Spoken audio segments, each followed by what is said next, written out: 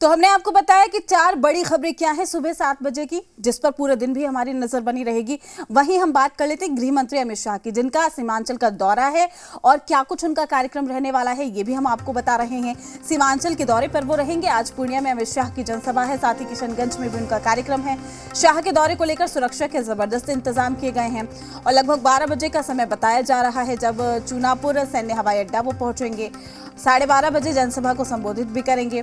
तो रैली को संबोधित करने के बाद केंद्रीय गृह मंत्री अमित शाह किशनगंज के लिए निकल जाएंगे। किशनगंज में एमजीएम सभागार में बीजेपी के सांसद, विधायक, विधान पार्षद और प्रदेश स्तर के पदाधिकारी के साथ बैठक करेंगे।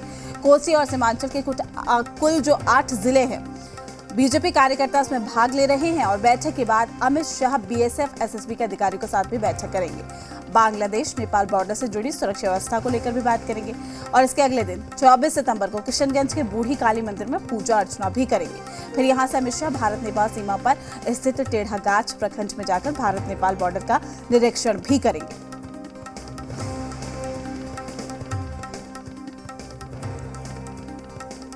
तो वहीं तमाम जानकारी के साथ रंगभूमि मैदान से हमारे ब्यूरो चीफ रजनीश हमारे साथ जुड़ चुके हैं और पूर्णिया से सहायक संपादक है हमारे साथ स्वप्निल भी हमारे साथ जुड़ चुके हैं।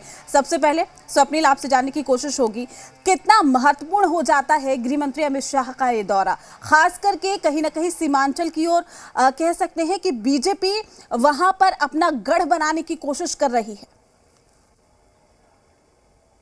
बिल्कुल प्रीति, देखिए बड़ा महत्वपूर्ण सवाल आपने पूछा है। बीजेपी ने अपने पूरे मिशन का आगाज जो है वो सीमांचल से किया है। सीमांचल वो इलाका है बीजेपी के लिए जो अक्सर उसको चुनाव के परिणामों में एक तरह का नेगेटिव फ्रेम देता जाता है। चुनाव के जब रिजल्ट आते हैं प्रीति, तो सीमांचल में कहीं ना कहीं कठिनाई बीजेपी महसूस करती है। तमाम चीज़ों पर आगे बढ़ूँ इससे पहले मेरे साथ किशनगंज अमित शाह जी के कार्यक्रम के संयोजक जो हैं, प्रभारी जो हैं, वो दिलीप जायसवाल मौजूद हैं, एमएलसी भी हैं भाजपा के। उनसे ही ले लेते हैं सवाल। दिलीप जी, मैं पहला सवाल तो ये है कि आप यहाँ के कार्यक्रम प्रभारी भी हैं किशनगंज के, क्या क्या रहेगा और कितना महत्वपूर्ण है भाजपा के लिए अमित शाह जी का यहाँ आना? देखिए, भारतीय जनता पार्टी के द्वारा जो पूर्णिया में सबसे पहले रैली है और रैली के बाद माननीय गृह मंत्री श्री अमित शाह जी किशनगंज आएंगे। किशनगंज आने का उनका 2 कार्यक्रम है। एक तो सरकारी कार्यक्रम है जिसमें बॉर्डर की सुरक्षा, सीमा की सुरक्षा, आप जानते हैं किशनगंज को चिकन नेक कहा जाता है और एक तरफ अगर 18-19 किलोमीटर बांग्लादेश है तो दूसरे तरफ जो है नेपाल है, और अगर आप नॉर्थ ईस्ट की तरफ देखें यहीं से तो चाइना सामने है और एक तरफ जो है भूटान है। तो डोकलाम की घटना भी आपने देखा है। तो इस तरह करके ये बहुत ही सामरिक जगह माना जाता है इसको। तो वो जो है सरकारी कार्यक्रम है, एसएसबी, बीएसएफ, आईटीबीपी जो चीन की सीमा को देखती है, उनके साथ उनका बैठक है।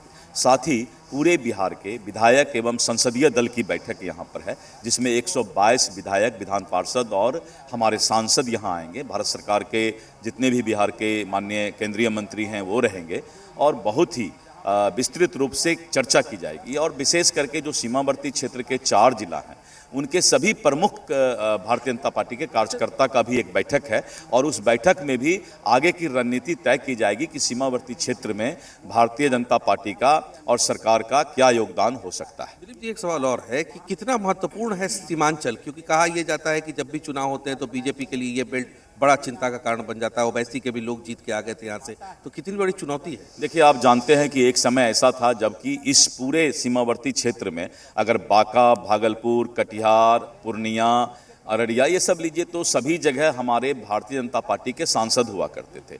तो सीमावर्ती क्षेत्र जो है भारतीय जनता पार्टी के लिए एकदम, अब नेपाल बॉर्डर अगर बढ़ें तो यहाँ से दरभंगा, मधुबनी होते हुए अगर मुजफ्फरपुर, बेतिया, मोतिहारी तक जाएं और छपरा तक जाएं तो हमारे ही सांसद हैं।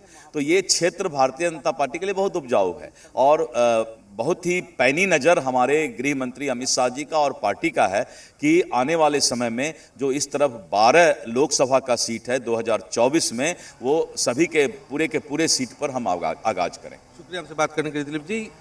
प्रीति, ये दिलीप जायसवाल थे, कार्यक्रम के संयोजक हैं, प्रभारी है किशनगंज में।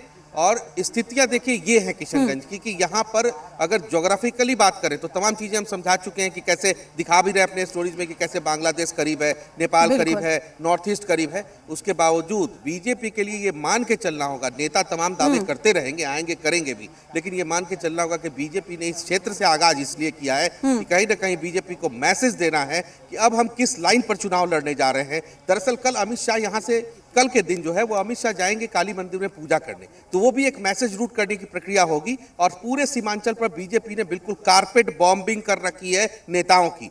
एक एक नेता एक एक जगह जा रहा है और जाके लोगों से मिल रहे हैं वो, तो तमाम तस्वीरें हम पहुंचाते रहेंगे आगे भी आप तक। बिल्कुल स्वप्निल, मैं आपके पास लौटूंगी। रंगभूमि मैदान से रजनीश भी लगातार हमारे साथ जुड़े हुए हैं। रजनीश, सीधे तौर पर जेडीयू से अलग होने के बाद बीजेपी, यानी कि अब अमित शाह यहां पर आएंगे, संबोधित करते हुए नजर आएंगे। करारा प्रहार यहां पर कहीं ना कहीं अमित शाह करेंगे अपने संबोधन के दौरान। उनका ये दौरा किस लिहाज से महत्वपूर्ण हो सकता है, ये हम आपसे जानने की कोशिश करेंगे, क्योंकि अब बिहार में कहीं ना कहीं बीजेपी को अपना पैर जमाने के लिए, जमीनी स्तर पर वहां पर खड़ा होने के लिए, 2024 के इलेक्शन में अपनी रणनीति साफ करने के लिए ये दौरा कहीं ना कहीं काफी महत्वपूर्ण हो जाता है।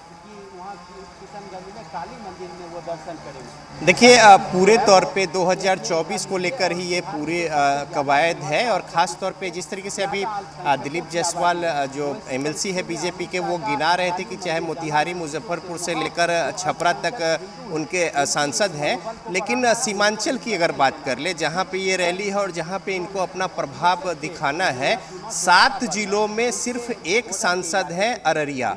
आप सीमांचल के जो ये पूरा क्षेत्र है, इसमें चाहे किशनगंज, कटिहार, पूर्णिया, अररिया, इसके अलावा सहरसा, सुपौल, मधेपुरा, इन 7 जिलों में सिर्फ एक सीट है बीजेपी के पाले में। और चूंकि अब बीजेपी जो है वो गठबंधन से अलग है, एनडीए से, और सामने में महागठबंधन है जिनका जो सामाजिक समीकरण है वो अभी मजबूत है।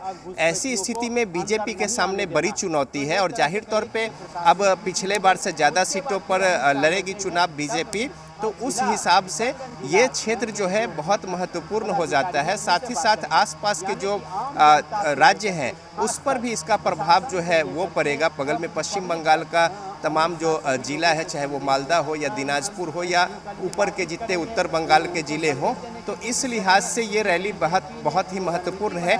जल्दी से हम थोड़ा विजुअल दिखा देते हैं अपने दर्शकों को किस तरीके की तैयारी है यहाँ पे। ये देखिए, मंच जो है वो बनकर तैयार है और इसके अलावा जनभावना जो सभा है, यहाँ पे अमित शाह जो है अपनी बातों को रखेंगे इस मंच से। और कई मायने में बहुत महत्वपूर्ण है कि अमित शाह किस तरीके से यहाँ से अपनी बातों को रखेंगे, इस पर सबकी नज़र है और उत्सुकता भी है।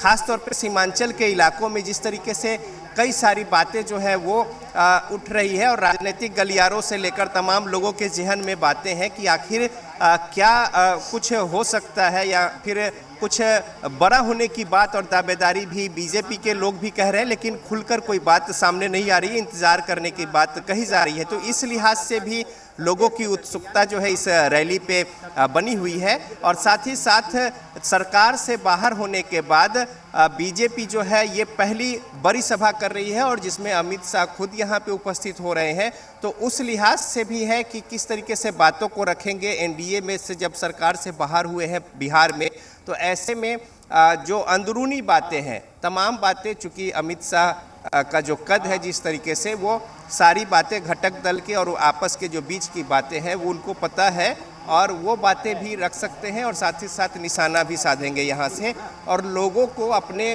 जो उनकी बातें हैं या आगे की कार्य योजना है वो तो कहेंगे ही।